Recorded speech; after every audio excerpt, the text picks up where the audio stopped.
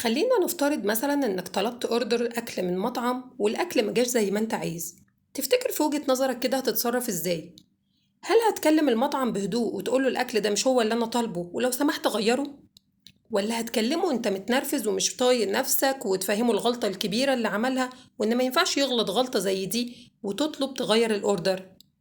ولا ممكن تقبل الاوردر وانت متضايق من جواك، بس مثلا تدخل على صفحتهم تفضحهم تقول ان ده اخر تعامل معاهم؟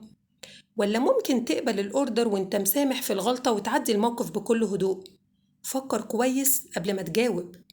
لو انت النوع الأول يبقى انت شخص قوي ومصلح، والنوع ده بيصارح ويسامح على الخطأ وكمان بيتقبل الأعذار، ومبدأه في الحياة فمن عفا وأصلح.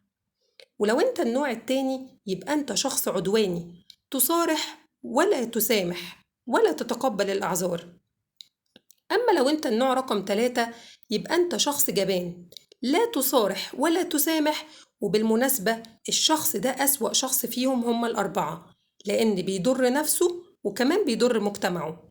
أما لو أنت بقى الشخص رقم 4 فأنت تبقى إنسان سلبي غير مصلح، وقبولك لأي شيء بيجرأ المخطئ على تكرار الخطأ.